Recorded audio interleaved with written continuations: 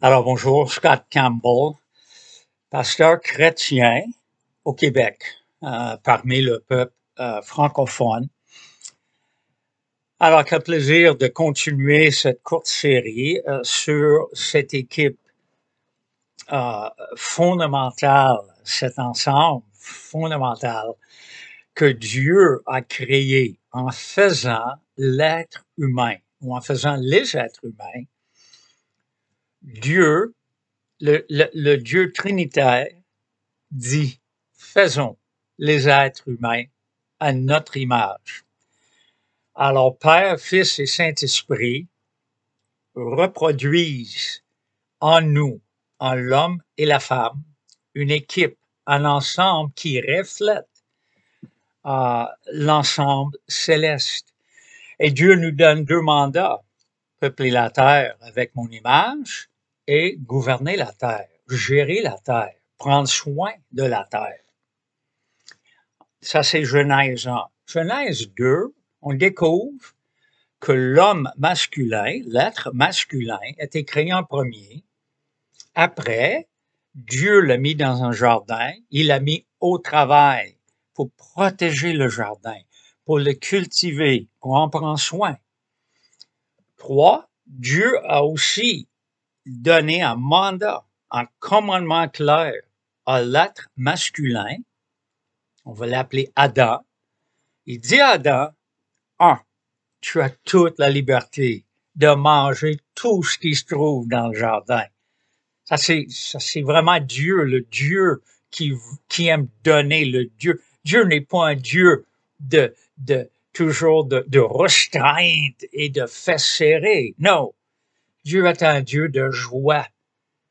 Mais une seule prohibition. Ne mange pas de l'arbre de la connaissance du bien et du mal. Adam entend et il porte attention. Après, on découvre que Dieu dit, hey, c'est pas tout à fait parfait ici. L'homme est seul. C'est Dieu qui le dit. Jusqu'à un certain point, c'est un peu ridicule. L'homme n'est pas seul du tout. L'homme a le Dieu trinitaire qui, à l'époque, marchait dans le jardin. Adam a aussi tous les animaux, il a son travail.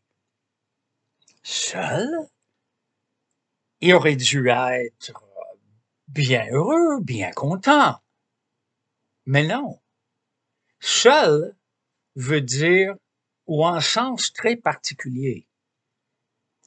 Seul parce que l'homme, Adam, n'a pas de partenaire, n'a pas de co-ouvrière, n'a pas de vis-à-vis, n'a pas d'un autre être qui correspond entièrement à l'état d'âme de l'homme, à son côté physique, à sa pensée, son intellect. Alors Dieu voit, il n'a pas de partenaire. Et alors Dieu, avec Adam, il a créé la poussière. Mais avec Ève, il prend une partie d'Adam qui symbolise combien la femme est liée avec l'homme. Et les deux font un partenariat complet et parfait. Et Adam voit tout de suite, wow, cette femme est os de mes os, chair de ma chair. Il capote, lui, il est super excité. Et le couple va quitter parents, vivre ensemble. Et ils vivent une transparence complète, sans gêne. Mais Genèse 3, tout tombe en ruine. C'est la tragédie la plus catastrophique de l'histoire humaine. Parce que l'homme et la femme se laissent duper, se laissent tromper par le serpent qui symbolise ou qui incarne Satan.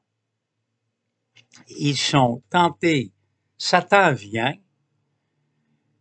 Il compte des menteries sur le caractère de Dieu. Il tord ce que Dieu dit. Et on découvre que la femme est en conversation avec lui. Et tranquillement, elle se laisse séduire. Et elle dit, wow, je vais manger du fruit qui vient de cet arbre, de la connaissance du bien et du mal. Mais contrairement à ce que certaines personnes communiquent, Ève, la femme, n'est pas seule. Ça dit que Adam est à son côté, est à côté d'elle. Et lui, il dit rien durant le dialogue qu'elle a avec Satan, avec le serpent. Il dit absolument rien. Et il embarque avec elle. Alors, les deux mangent le fruit. Et en passant, personne ne sait quel genre de fruit. Tout le monde dit, ah, c'est une pomme. On ne sait pas. On n'a aucune idée. Le texte ne nous dit pas. C'est un fruit. Peut-être que c'est un fruit qui existe seulement au jardin d'Éden. Alors, les deux mangent. Tout de suite, ce que Dieu leur a dit arrive. Ou ce que Dieu a dit à Adam. Parce qu'on ne sait pas si Dieu a communiqué le commandement clair à Ève.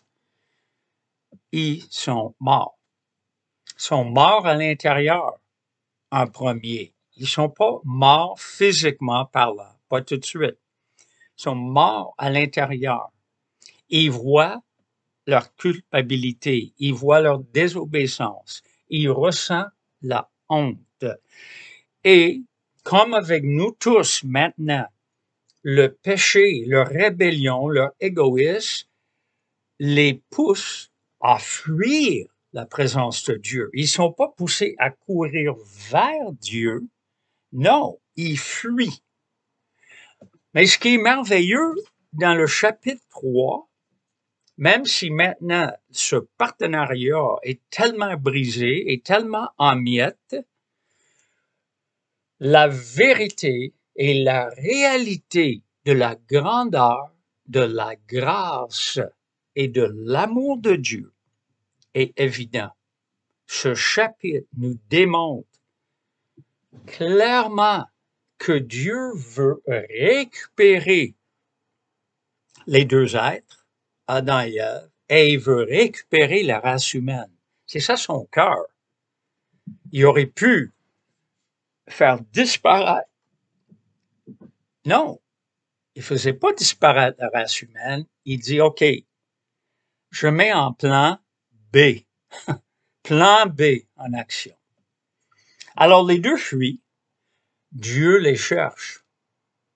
Parce que, comme je viens de dire, ils ne vont pas venir à lui. Ils ont honte. Ils savent qu'ils ont désobéi. Mais Dieu les cherche. Dieu nous cherche. Malgré notre péché. Qu'importe notre péché, qu'importe la gravité de ce qu'on a fait, Dieu cherche les meurtriers. Dieu cherche les violeurs. Dieu cherche les orgueilleux. Dieu nous cherche tous. Et il nous appelle. Où es-tu? Il dit ça à l'homme. Parce que l'homme a entendu le commandement, ne mangez pas ça. Là. Où es-tu? Qu'est-ce qui se passe? Pourquoi? Pourquoi t'es caché?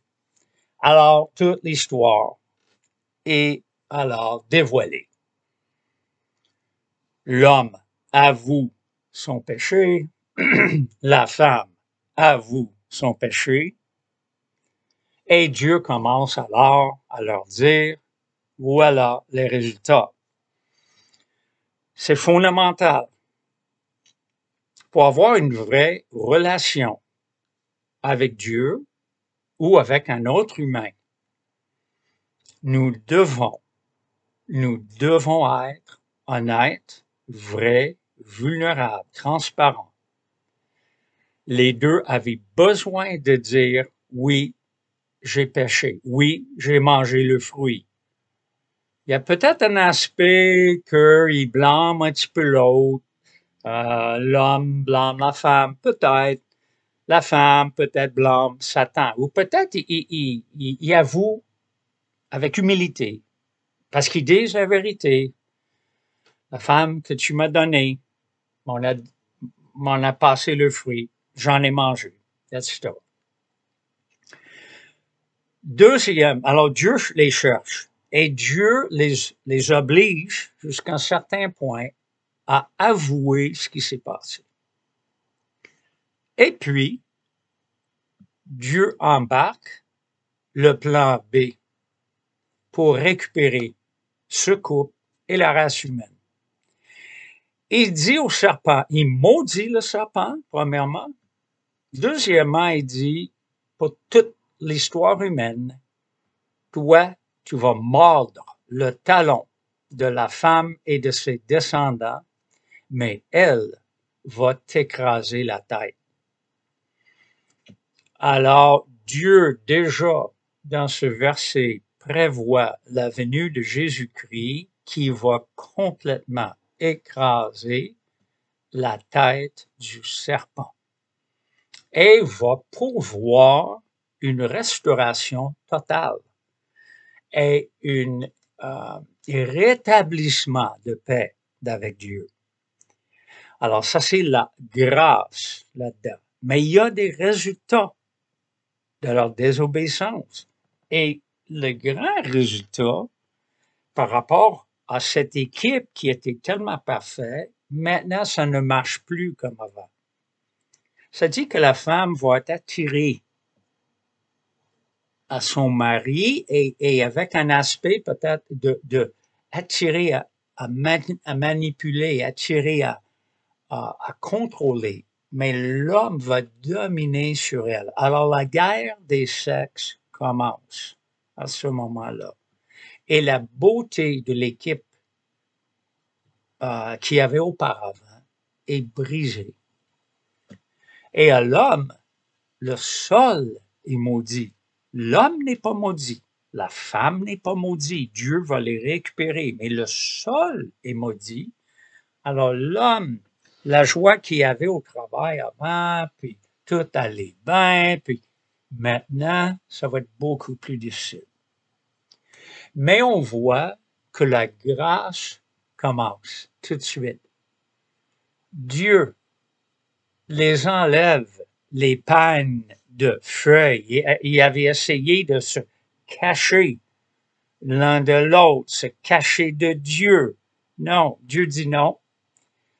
Dieu tue un animal. Le sang qui est la vie de cet animal coule, est versé, et Dieu prend les peaux d'animaux pour les couvrir. Déjà, ça préfigure Jésus tué à la croix. Son sang, sa vie est versée pour nous. Il est mort pour nous donner la vie et couvrir nos péchés. Alors Dieu déjà couvre Adam et Ève, et la plus grande signe de sa grâce, il les chasse du jardin. Il les chasse. C'est le coup de grâce parce que si les deux restent au jardin et mangent de l'arbre de la vie, les deux vont rester éternellement dans un état de rébellion et péché, comme Satan d'ailleurs.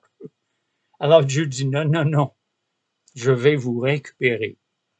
Je vais venir vous sauver et ça commence maintenant à Dieu les chasse. Et l'histoire humaine, alors, roule sous les effets de cette tragédie, cette décision si mauvaise d'Adam et Ève. Prochaine fois.